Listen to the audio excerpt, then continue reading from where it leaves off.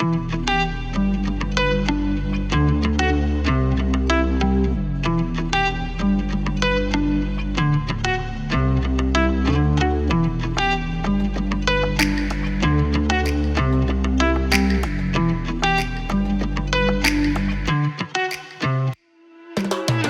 everyone to another episode of the Happy Cast, and we got a quite the doozy because Stephanie's done, I don't know, this 20 something states now, 23, 24, 18. 22. Tell me when to stop. 22 states. She went to New Jersey, which is an actual place, not just a suburb of New York. So yeah, she did a race over there. I don't know what it was called, so I'm excited to learn. Wild Goose. Oh, I was about to say film festival. Oh my God. Wild Goose Film Trail Festival. 100 miler. Well, no, they had all sorts of crazy distances. Coming straight for Sundance. The Sundance 100 miler, which is ironically moving to Boulder soon, so that's a whole other story. But she was joined by some, I guess, last minute help, because I know you were looking for some help leading up to the race, like a few days out. So we have some guests, and I'm going to let her introduce them because she's had quite the doozy with names. So, and she's on almost 0 hours of sleep. So let's see how she pronounces these names, because she was butchering them up until the recording of this podcast. Okay, so let's go ahead. I have a solution to this. So I'm just going to introduce first names. Well, that's kind of a problem then. So we have Andrew. What is your last name? Bondarev. So Perfect, you got it. I know, because I said it right after you. That was why it was so good. So he paced me. What happened was we recorded Monday, and then Tuesday I was talking to friends running, and I was like, hey, I don't have a pacer, and I'm kind of nervous. My pacer backed out. And Richard was like, oh my gosh, if you would have told me ahead of time, I would have paced you. I would, because it's so close to Philly. And I was like, oh my gosh, New Jersey is close to Philly. And so I was like, I know one person in Pennsylvania. So I messaged Andrew, and he was like, well, it's kind of a drive, but I'll be there. And so that's literally, I think that was Wednesday before the race. And so that's how he got slid into this. And then I met my new friend, Fra. What is your last name? Balbi. So this is the interesting story.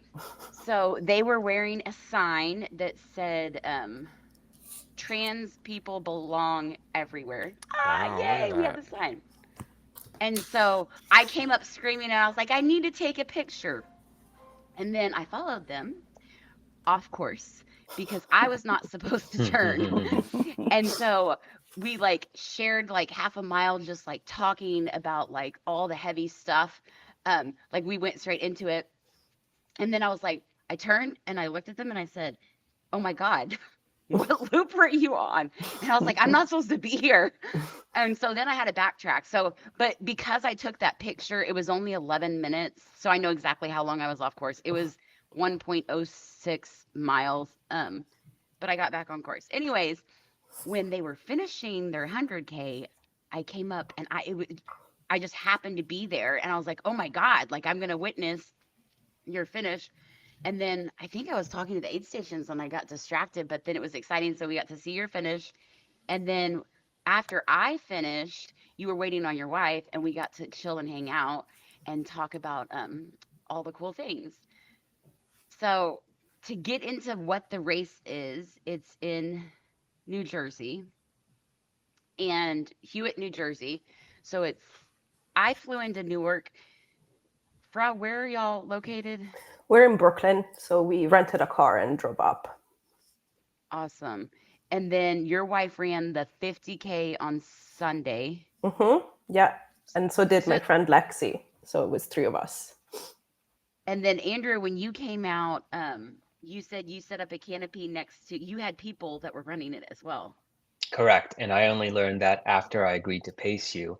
I started talking to some friends, and they're like, oh yeah, we got 5 or 6 people coming up. So there's a group I run with called Tuesday Hills and Friends. And yeah, a bunch of people there, including Scott Myers, who was the eventual second place finisher for the 100 miles. So you're counterpart on the male side. It was kind of crazy because what was his name again? You said Scott Myers. Scott. When he was running up behind me, so I want to say, I mean, like, I can't say that someone was 19 miles. We don't know how, because the distances, you did a 7.75 mile loop, and then you did a 4.7 mile loop was actually 5, and then you did a 6 mile loop. The loops were heavy, so you were always back at the start finish. And so I don't know how far ahead, but I mean, we're talking like hours and hours and hours. He was probably a full 19 ahead of me. And when he was passing me, um, I said, "Hey, are you in first or second? I can't remember." And he's like, "I'm in second. I'm an hour behind." And I was like, "Hey, that other guy was looking rough. He was having some issues when Andrew was with me. Um, like he would run past us and then he would stop and we would pass him like he was on the side." So I said, "You should go see how close you can get to him."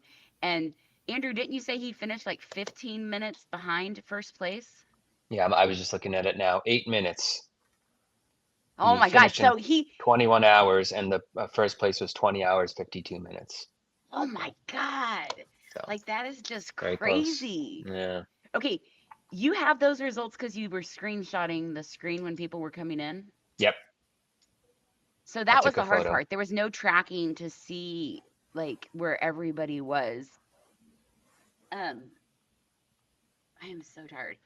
So the other thing is I was so while you were running because you started the 100K, so you started at the same time I did 7 Mhm, a.m. on Saturday, and y'all mhm. started Pink Loop first. Yes. Okay, so did you have crew or pacers, or was your wife out there on Saturday? Yeah, so my wife and my friend Lexi were out there on Saturday till maybe 7 p.m. And then I send them home to sleep, which I've learned never leave a runner by themselves in the night because we don't make great decisions. But it was really fun to have them there. And they set up a little tent for me so that I would have a place to sleep if I wanted and set up kind of extra socks and some things for the night. But it was my wife first time running up and beyond the marathon, and so I really wanted her to get a good night of sleep. And so around dinner time was like, go eat your pasta and sleep. I'll see you in the morning. Yeah, and they missed my finish by not that much because they ended up finishing around 6 a.m. But so it was like just a short miss, but it was awesome to have at least you there witnessing my finish because I Right. didn't. Otherwise, it would have been like, okay, I'm done. But like you passing me and then you at the finish line made the experience pretty nice. It I was mean, worth the mile getting lost because it was good energy because there's tons of people out there, but not everybody was like stopping and talking. yeah, I noticed Um, that. Haven't you been yeah, getting lost on a lot of races recently? dude, I swear I always get an extra mile. And the whole time I was like, I mean, I'd already done a full loop. So I knew where to go. I knew where to go. Like, and I knew it as soon as I was just like, I've been running flat for too long. I should be on the trail at this point. And then I was like, oh, you're in the wrong section. So the funny thing is, I did not have any crew, and so I know that if I stop at my car, and Andrew is my witness, Mm-hmm. I can, I am good at like fucking around for a long time, like just not like wasting time, even if or finding something that I need to do. Like I'm the queen of like changing clothes and socks, like when I don't need to, like just for comfort.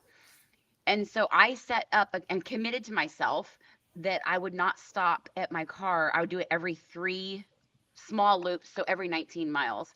And so I probably carried a lot more than I should have, but it was good for me because I was saving myself 10 minutes every 5 to 8 miles. And so when Andrew was with me, he'd be like, okay, come on, move a little faster. Let's Mm-hmm. go. Because you And had then a when, giant suitcase and you had like oh my everything God, in there. So I'm just like, she could really spend all day just oh picking my, out different things, making sure things are matching. I'm like, no, no, no, no, no. Grab that and go. what are you doing? Like, Yeah. and I even like did pre-made bags, which I never do. Like I always just like grab everything, but I was trying to crew myself and I wanted to be efficient. And then when he went to sleep at 2, it was after 2 a.m. Yeah. When he went to sleep, I did not trust myself to go to the car because I knew. So, like every loop, I was like, you don't need to this time. You don't need to this time. And I was like, oh my God. Like, because when he left me, I was like, I'm stopping at the car every section I come in. Like I was so like my low was like earlier than 65. My low was like 62, and then by 71, I was like high spirited again. And then I don't. It was the blue loop, the last blue loop, and so I ended up with 104 miles. That blue loop was my least favorite because the other two loops you had like 2 miles of road. The trail is not technical. That's the hard. It's so hard when people are asking me about this. The trail is not technical. It just has some technical sections. Hmm. And Andrew, you know the area. So didn't you say when we got to that one section, you're like, oh, this is what we're talking about with the big boulders? Yeah, because I run in Pennsylvania mainly, and we're right near the Appalachian Mountains. And the Appalachian Mountains, it's a very old mountain range, and the rocks and the features there can be very jagged, and you're sometimes running straight through boulder fields. So there were a couple sections that I was like, okay, this is what it actually is like in Pennsylvania and that area. But otherwise, it was fairly runnable. There were no big sustained climbs. So yeah, I'd say it was a moderate kind of course for that area. What did you say Rachel called those hills that Douche grade hills, like no douche they're grade, nothing yeah, incline. you like they're they're slight enough that you're gonna feel it, but you don't Yeah. like it's you can't. And that was the hard part. Like the first after I did the first loop, I was like, oh my God, I'm gonna go for the course record Hmm. because the course record. Well, I said this first of all. I said in my head, I'm gonna do sub 26 because the vert wasn't that much.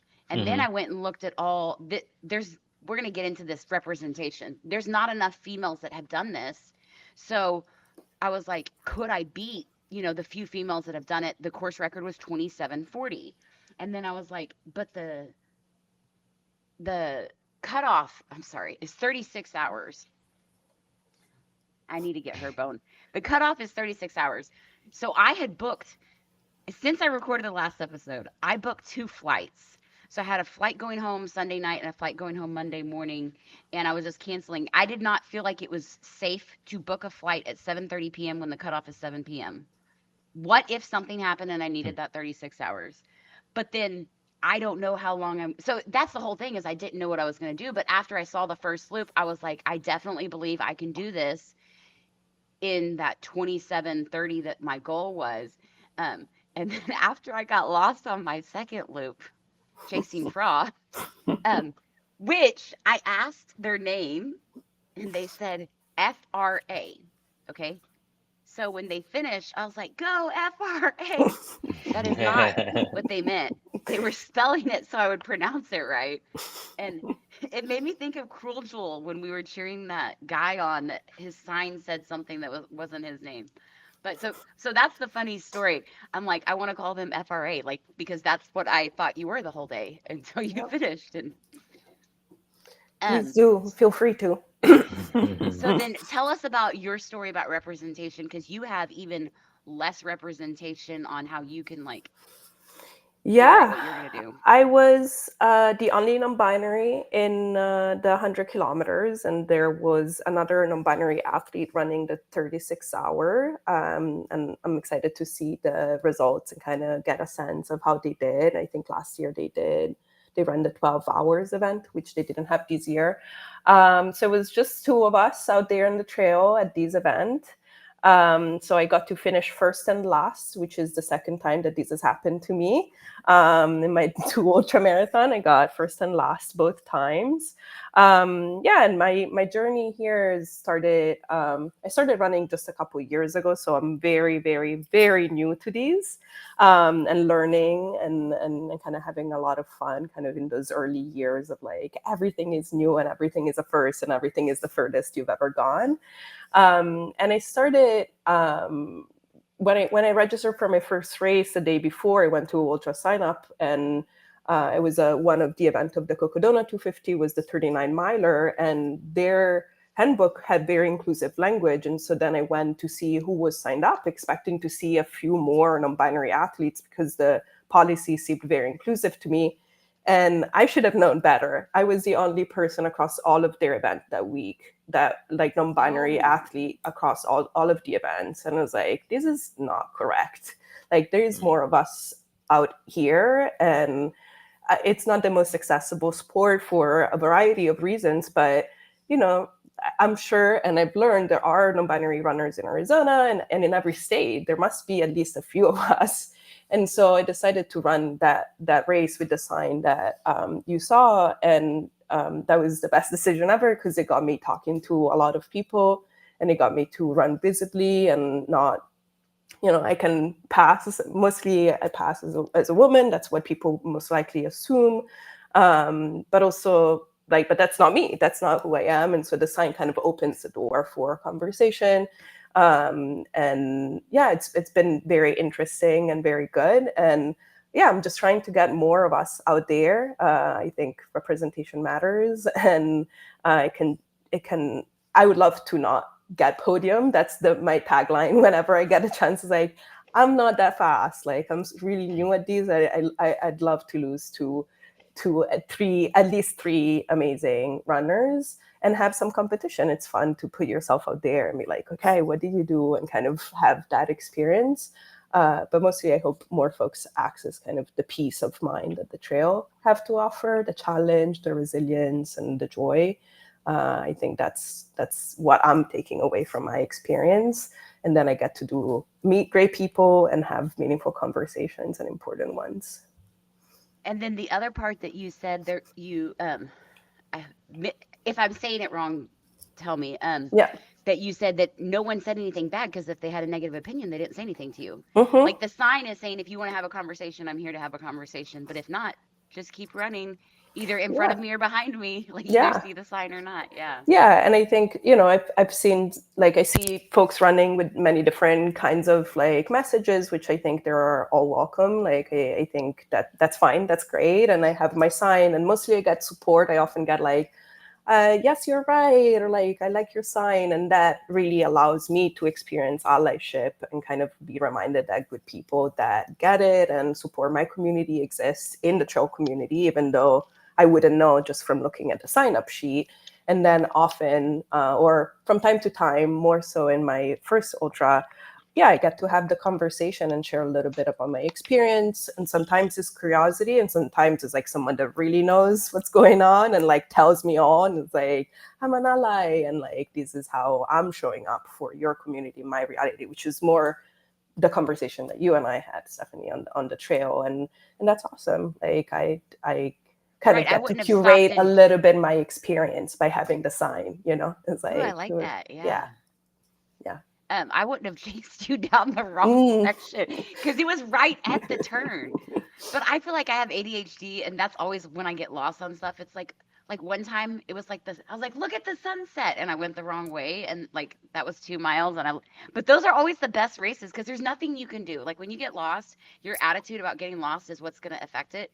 But I had felt so much good energy, because I hadn't had the good conversation on the trail, and I was like, oh, okay, now I can go back. And I was talking to everybody running back, and they're like, where are you going? And I'm like, the wrong way.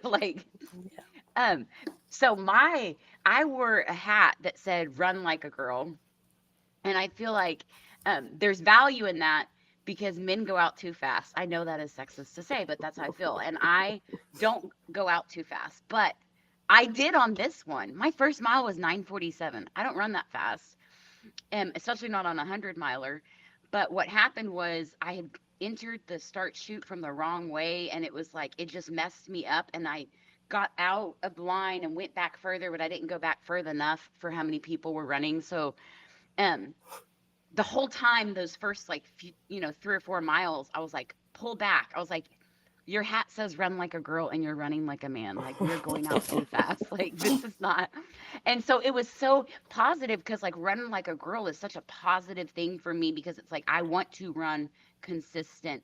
And if you look at the breakdown that I shared with Andrew the day before, I was okay, this is my crazy goal. If I can do this, I was within, had I not gotten lost for that 11 minutes, I would have been even closer. I was pretty spot on. I took my breaks. I put on my post, I put my break after my break time. So I was within so many minutes. And then my last loop, um, I, Andrew, you said I did 20 minutes faster than the previous pink loop I did. I didn't compare the pink loops, but I I mean, know I know. that. Oh, my fifth loop, you mean? Well, I just know that the very last loop, yeah, you were gonna do it in like 2.5 hours, and I think you did it in like 2 hours 15 minutes. So that was you made up time there. Yeah. Yeah. Well, the second to last, no, yeah, the pink loop I fell apart on too, because it was my first loop that he had. Oh my gosh, I don't even know. I know there was two parts. I was had a low at 62. Hmm. Um, I want to say I know I fell apart for the blue loop. Before I went out on my last blue loop, I was like chatting with the aid station volunteers, like telling stories because I wasn't stopping at my car. Like I needed my little social interaction before I went back out. And they were like, "We're not allowed to have favorites, but you're our favorite." I mean, like good energy. And then like 2 miles later, I'm sitting on a log like crying.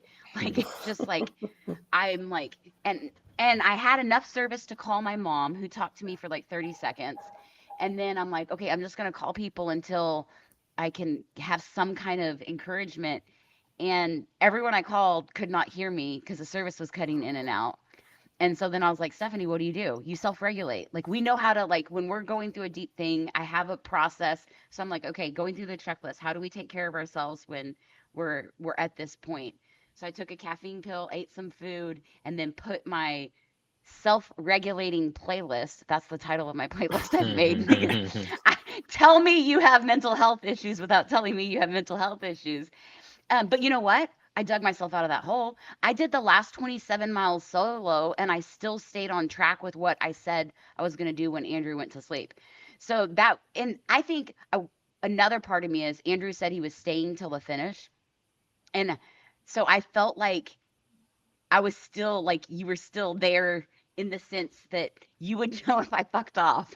Like if Hmm. you woke up and Hmm. you're off schedule, you know what I mean? Like there was accountability even though you Hmm. were asleep. Hmm. I don't know if that had an effect in it, but and I started my period at 2 a.m. on the trail, and I was like, so I mean, and I still finished strong, and I dealt with my emotions and like, so Hmm. there's just like so much power in that. It made me think of Regina. Didn't that happen to Regina? Was it at Dino Valley, Andrew?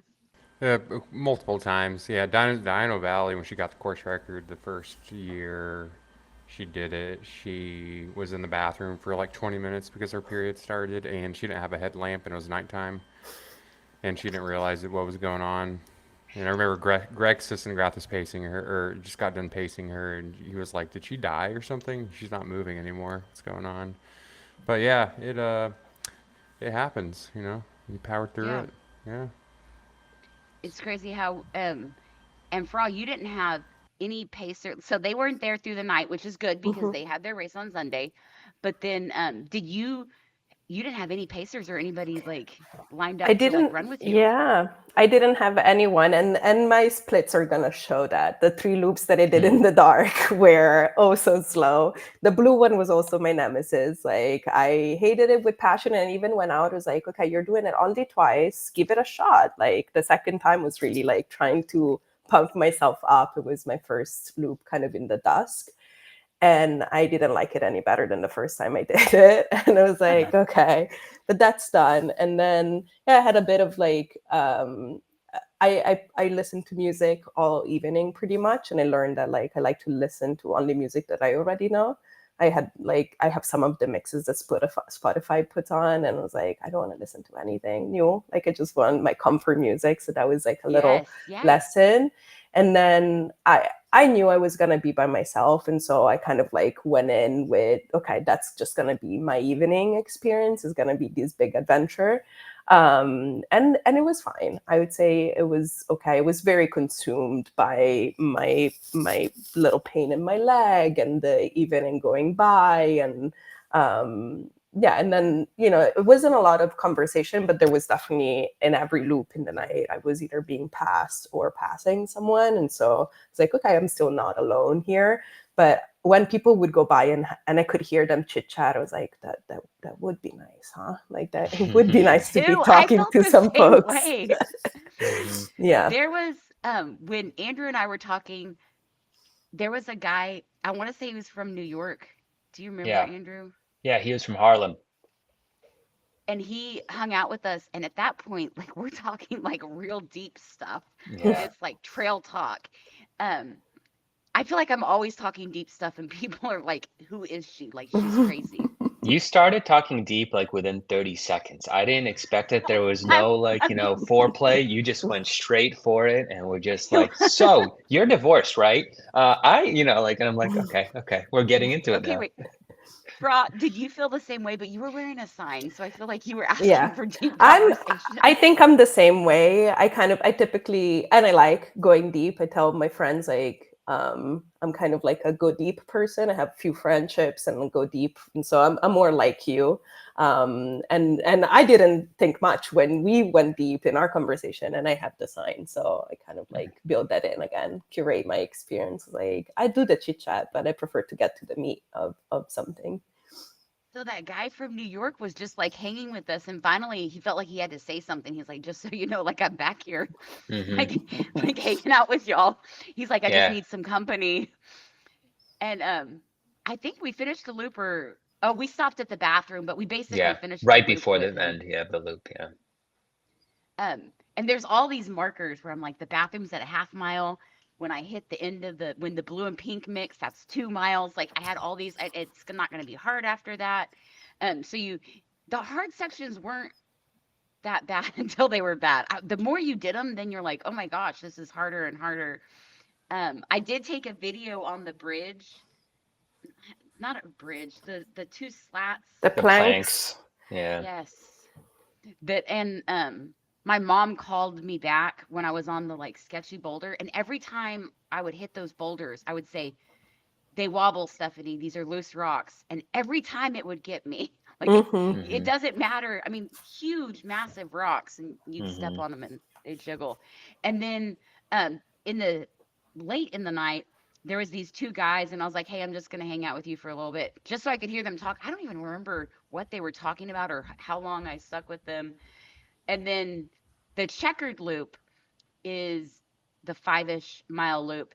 And when I was in the line for packet pickup on Friday, a lady said that she ran it as a shakeout run and saw a bear on that loop. So Mhm. they kept telling us about, how to act with bears.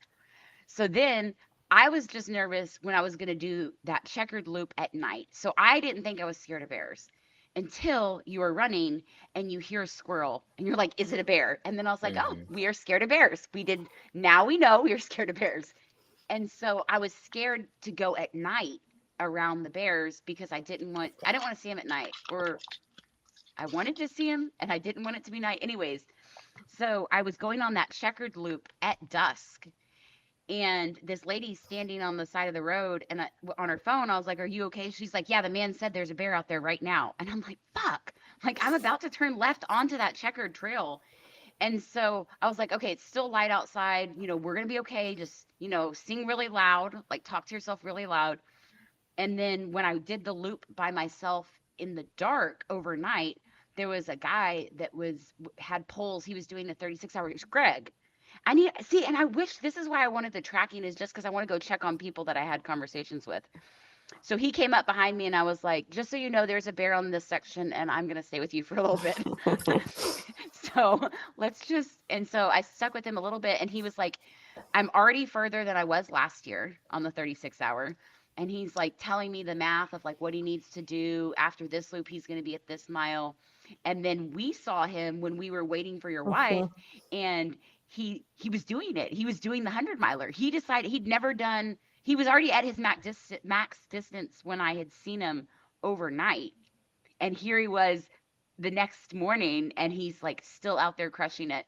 So hopefully he got the 100-miler. I would love to check, but I can't see the stats yet. So I think he Definitely walk did. I away. saw him come through a couple more times once we said goodbye. So I didn't quite remember how many he had, but I saw him come and go a couple more times. So that really gave me hope. I'm like, I think He he's had to. doing There's no it. way he was stopping because I think And he had 3 left when I went to my car. I think he did it then because I definitely saw him at least one more time since once we said goodbye.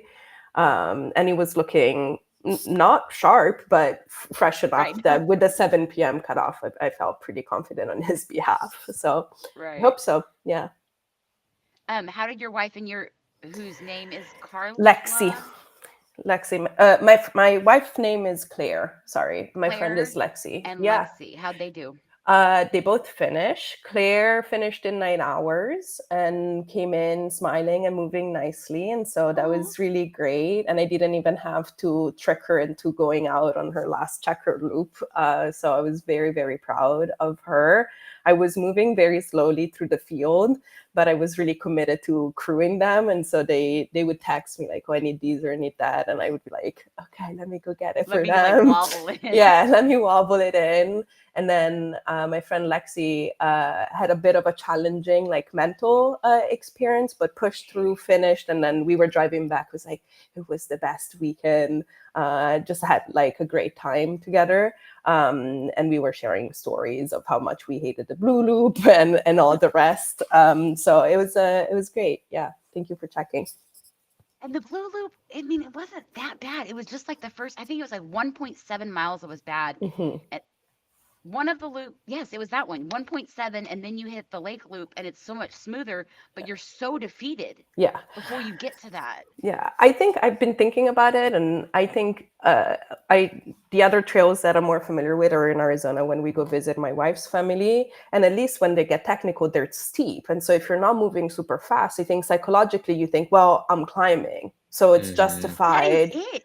And That is that it. those were like kind of flat, and I was like, wait, I should be able to run it, and then you're kind of walking the flats, and it's just like, no, I should be running the flats. At least that's my game plan: is I run the flats and the downs and walk the ups. Like that's my rookie strategy to keep myself sane. And I think the blue really threw me off because the technicals were also flat, and I was like, this is not how we do these. It was very Right. frustrating. Well, that's what I kept telling Andrew. I was like, none of this you can call climbing. Like, I would Hmm. never Hmm. use that word out there. But there were sections that were technical. It's so hard to explain. Um, and that was the other thing. Like, I want to say it was in the 60s to 70s that I was struggling. And like every little thing, I'm like, I have a chafing issue I need to take care of. I did a complete clothing change at 58, changed my socks, like everything. And then I was like, when he leaves me, I'm going to change again and go out fresh. But I was so like cutting it with how close to what I wanted to be. It was like, I got to a point where it was like, oh, you got a rock in your shoe? Leave it. We're moving. We want time. And then I'd have a moment where I'd sit on a rock and like rub my feet. And then it's like, get up, get it together. Hmm. So, but the pain, it was like, by the end, it was like, whatever it is, there's nothing you can do about it. Like, you're going to have to take whatever pain. And I think that's also the mental grit on these. It's like how the pain level changes. So, what did you say? You said your leg was hurting? Yeah, my hip flexor was hurting, and then I'm prone to blisters in my toes. And so that happened. Like pinky toes and big toes were blistering, which I was prepared for. The hip flexor, it's been kind of a bit of a journey with. I wasn't expecting for it to show up, but maybe I should have known better. I took ibuprofen and pushed through, and hopefully it doesn't interfere with any future plans. But I'm moving okay. I think for my first 100 kilometers, I got in and out of the car, and here I am. So yeah, not too bad. So, I feel like I'm moving well. Nice. And then I was going downstairs and I held the rail. And all I could think about was how Andrew told me the story of his last 100K. He felt so good after you didn't have to touch the rail going upstairs, remember? Hmm. Hmm. Yeah, I did 100K back in June, World's End 100K, and I had done a lot of strength training leading up to it. And I just remember, obviously the morning after, very hard to go down and upstairs. But then the second morning after, I went to go walk my dog, walked down the stairs, got to the bottom of the stairs, and realized I didn't touch the handrail. And I did each step individually with alternating legs, and I was like, wow, I didn't even think about that. And I was like, I'm good, man. I'm getting good with the strength training stuff. Nice. Yeah. So that's my weakness right now is strength training. And so I was actually, this is a whole thing that Andrew and I talked about on the trail, is when you go into races with the weak spots of your training, and if you talk about it before you start, like you're like, hey, I missed that 122-mile run or whatever it is. So for me, it was, I have been slacking on strength training since Curl Jewel. And so I told myself going into this race, that is not going to be the reason that takes me out, because I see so many times that people will be like, well, I missed my long run. And then when it gets tough, they're like, well, I wasn't prepared. No, that long run didn't make a difference. Could I do this without strength training? Yes. Was it probably harder? Definitely yes. Is it going to mess with my recovery? Definitely yes. But I'm going to get back on track. This is me publicly committing. I'm going to get track with the strength training. But at my lowest moment, and I was in my head, and I'd already told Andrew that I'm not going to let the strength training be the reason that takes me out. And in my lowest moment, I was like, I just want to say that this is because my strength training, I haven't been doing it. I just don't want to run anymore. And he's like, no, remember you said that this wasn't. And it's like, so basically telling yourself, we have the, if you bring the excuses with you to an ultra, when it gets tough, then mentally you go back and you're like, that's the reason. Everyone has a reason to DNF these, or just for me, like I knew I wasn't going to DNF because I had 36 hours, but to keep pushing. Like I got to the point where I didn't want to, like I had to start sacrificing stopping at my car just to make sure I could make it in time. Because I mean, I did 27:22 and my goal was 27:30. I really didn't have time to change clothes again or change socks. That 8 minutes was not a lot of flexibility. And if I would have gotten too close that I was pushing, then it's like when you have that goal and you can't do it, you start abandoning the ship. If so, I feel like and that's the hard part about setting goals is like, are you in the realm of possibility? But there's so much value in not bringing excuses to the table, because when stuff hits, whatever excuse it was you had is the first thing at the top of your head why you can't do it, and just not letting that be the reason that you Yeah, can't. I had somebody describe it to me that, you can find a million little things that you can consider threats to your race. And mentally, that's such a damaging thing to call something a threat. It's scary. It's, something that can mess you up. Instead, they say it's a challenge that you have to overcome, and if you frame it as just like a challenge, it's something that you can do, that takes that threat and now turns it into something that, like, a goal that you can accomplish. So I think at the end of the day, you don't say that strength training is a threat. I'm going to fail because I didn't do enough strength training. You have to say, despite the fact that I didn't do enough strength Yes. training, I still have a lot of long runs in. I have my nutrition on point. I have this amazing guy pacing me. I can do this. You were good. Like you were good. And I was like, oh Yeah, my let's God. talk about his crewing and pacing. Okay, first of all, let's talk about his seems- record. Yeah. Did we already mention the Rachel? He paced Rachel at Rabbit Raccoon. Yeah, that's she also how broke they the- met. This is how I met him. She broke the. Okay, so in the Pennsylvania race, it was like buy one get one free for ladies. So we got a bunch of Texas women out there, and so he came and paced one of the ladies that got a free race. She broke the course record, and it was in a mud fest, no poles, and did sub 24 on this trail that would have been beautiful if it wasn't muddy. I think that would have been my favorite trail. And he paced her. How many miles did you pace her? I ended up doing 40 miles with her. 40 miles with her, going sub 24. So she was running a whole lot. His experience between her and me was way different. And it had like 16,000 feet of vert, and she did sub 24. So I knew you were good, but then I was like, I love getting pacers that will push me.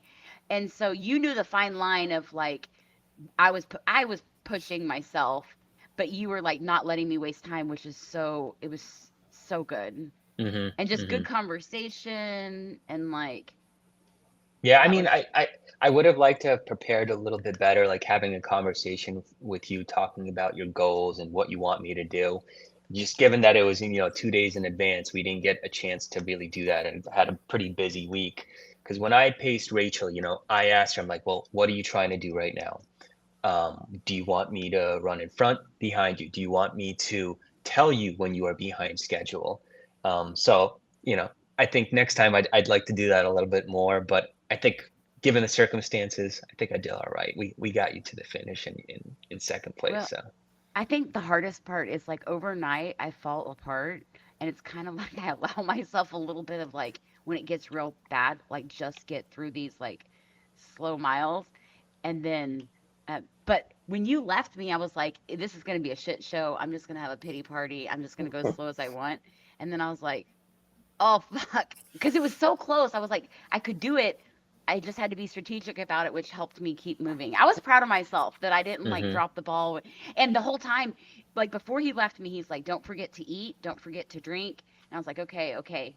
And then when I was crying, I was like, I didn't eat. Like he told me to eat. I haven't been eating like all the things that I was like, but and I used to like 27 miles at the end. Like, I mean, I had that one moment with 12 miles to go. And I called my sister and she's like, so you're at mile 88? And I'm like, no, I'm at 92 and I still have 12 miles to go. And then she's like, what? I can't hear you. You're at mile 88. And then I just wanted to cry harder because nobody even knows that I'm at mile 90. Not that it mattered, but so maybe it was good that I didn't have a pacer to see me have that one moment of like, but that's also what teaches us so much about ourselves when we have those, like you, Fra, you being at alone at night, like just you were fine. You didn't need anyone. Would you have preferred to have someone to chat with? Absolutely.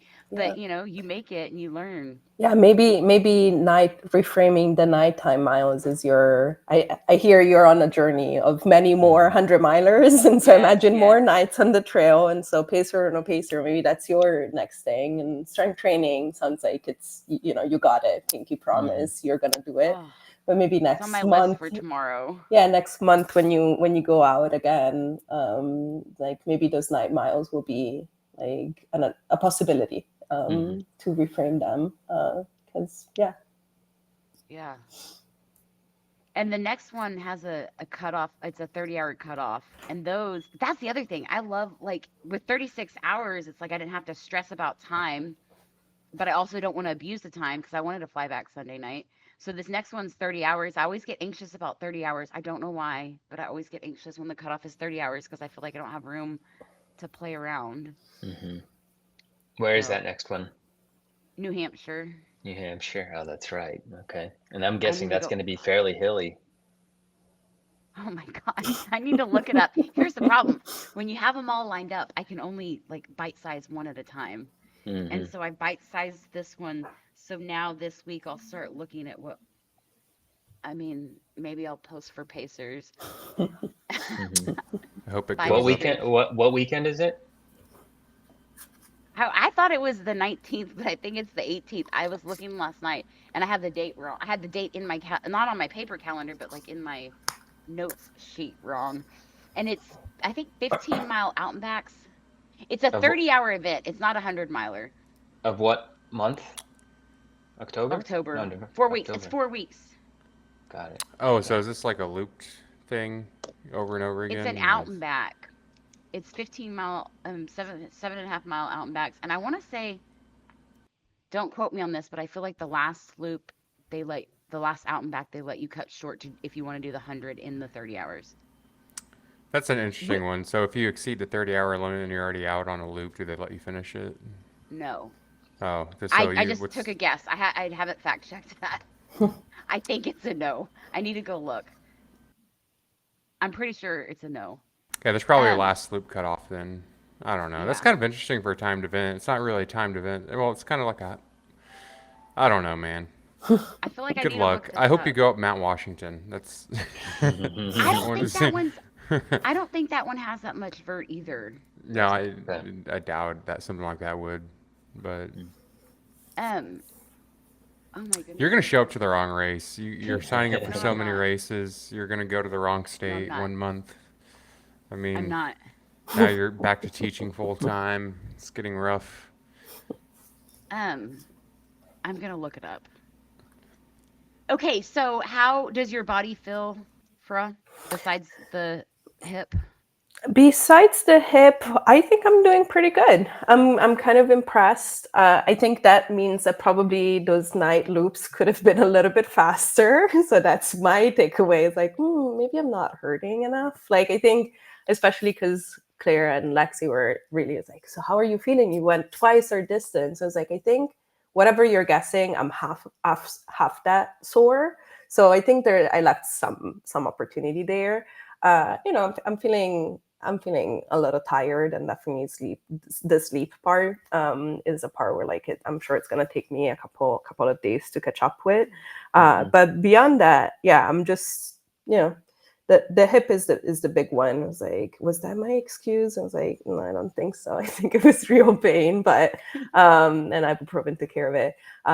Yeah, I managed to drive us down. Like we added a driver because like, what if Fra can't drive on Monday? But I felt good enough to do that. Powered by some coffee, and yeah, I'm feeling good, and I'm feeling I'm learning to manage the post race experience because everything is new, including the week after a race, and I'm like, okay, so I don't have a race this weekend. So what am I gonna do? And just like both the achievement, but then you did it. So now what? And so something like what you're doing is like, well, then you look at the next one. And so that's a little bit of. But I want to try and be present for what I've done and not just jump to the next thing. So Right. I'm playing a little bit with that reflection and how can I stay in these milestone, in these experience for a little bit longer before I start looking at the next thing. But I also have a next thing. So yeah, but I'm feeling good in my body, and yeah, excited. I want to do more. I think it continues to be the leading emotions, like, or reflections, like I want to do more. Yeah. Will you share what your race is that you have? Yeah, I'm going back to the Cocodona week, and I'm tackling the full 250 because Andrew, our co-host, he's done it. oh, nice. Yeah. I will reach out. I'm getting as much advice as I can, and then know I will be ill prepared no matter what, and so just already embracing that. But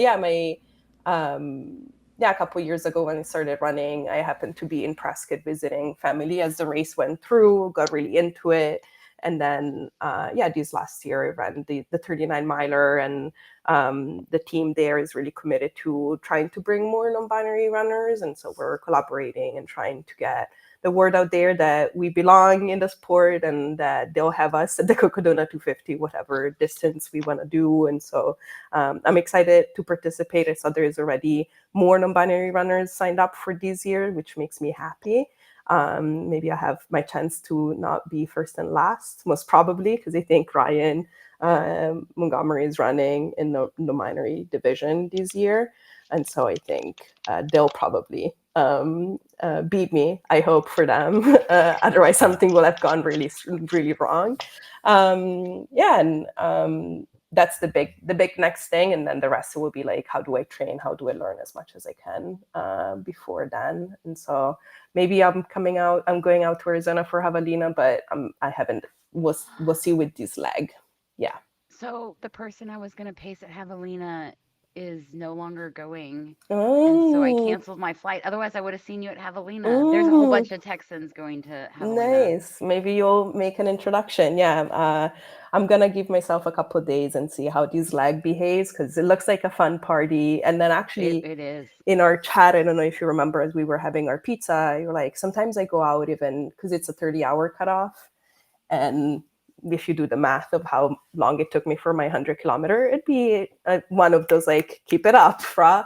But you're like, sometimes you go out and you don't know if you're gonna make it in time, and you still can take the start line. And so actually I was like, okay, so maybe I go out and I don't know if I can make it in time, and that's and then okay. You make it, and then you're like, oh. Yeah, and that's fine. The worst thing that can happen to me right now is I'll have run, if I do 4 loops, like 80 miles, which would still be the longest I've ever gone, and I'll have all the learnings and fun connections. So hoping to feel better in a couple of days and kind of finally commit, buy the tickets, and do it. So excited. So Javelina is way not technical. It's way easier to run. So even Nice. like the hiking will be faster. Like Nice. on the planks and those rocks, it's like I couldn't even manage. You don't look at your watch for pace then, but it's like you can't like try to set a goal for that section, which it was never longer than a mile. I may be lying about that.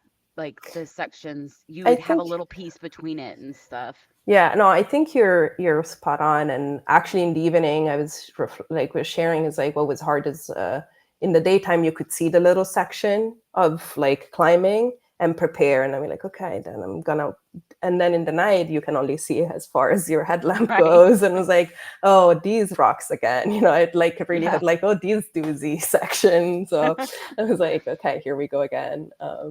But okay, good to hear about Javelina. I looked it up, and we looked at the vert. It's like it's the same across 100 miles that the 100-kilometer was, and so I was like, okay, that's already promising. It's like it's way different. The trick with that one that makes it hard is the heat. Yeah. So it's like you have a different like thing to tackle.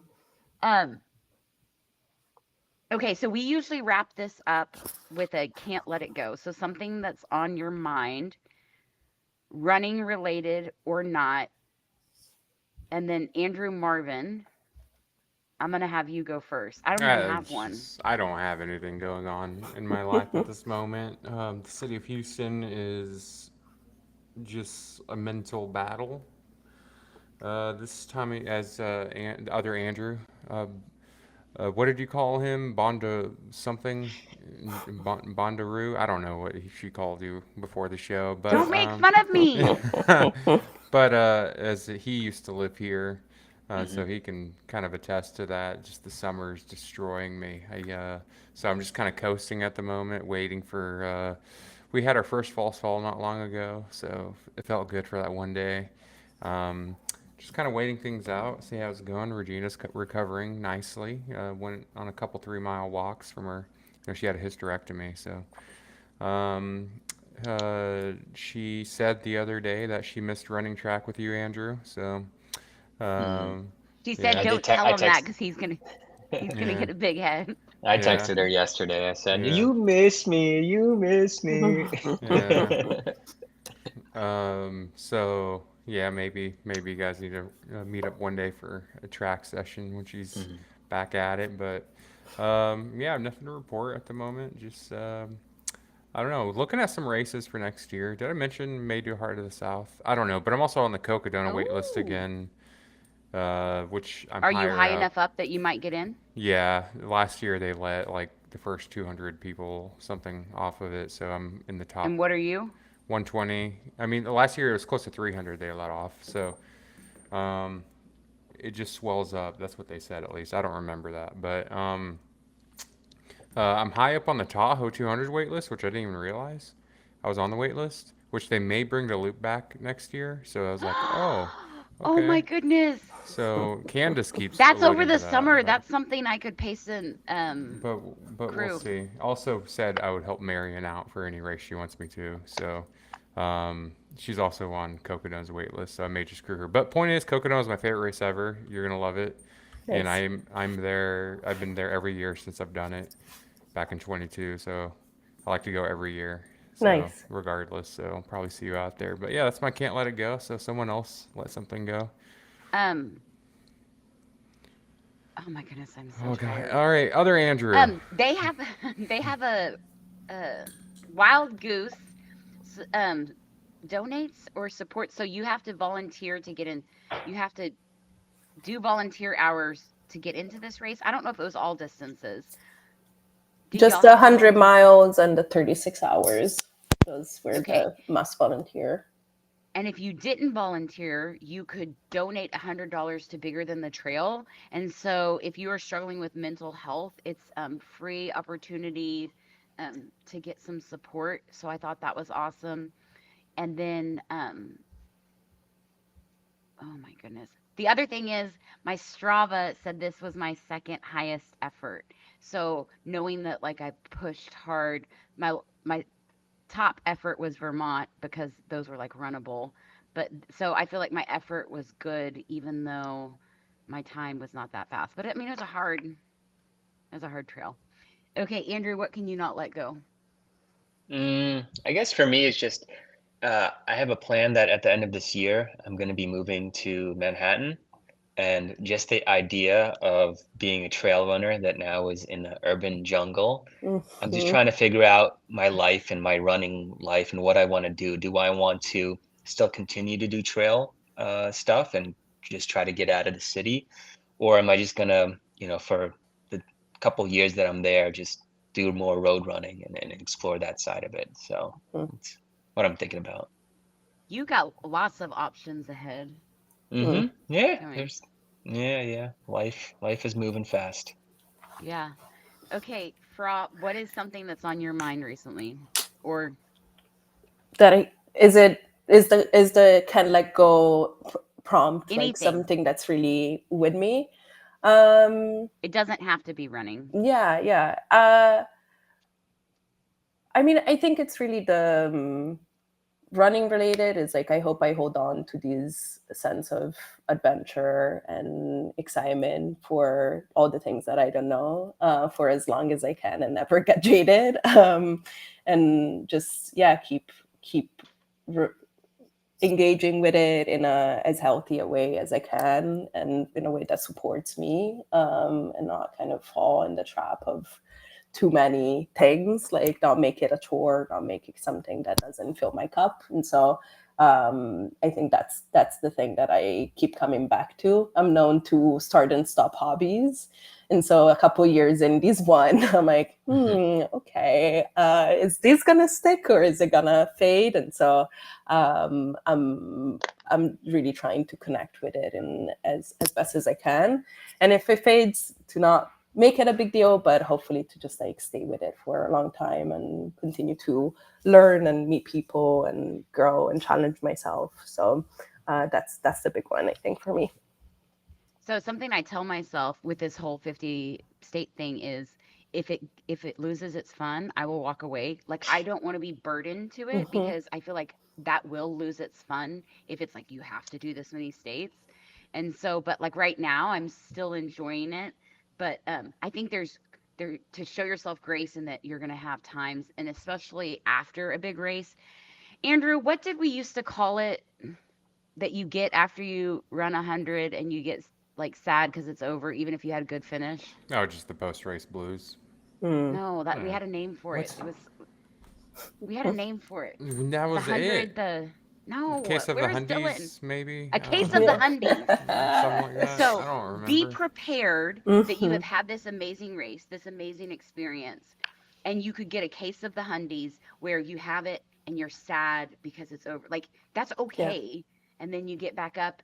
And I agree, like don't sign up for anything until you're ready. But if you have a moment where you're like, oh, that's over, like, that's life. That's the whole process of the highs and lows is like why we do these things. Yeah.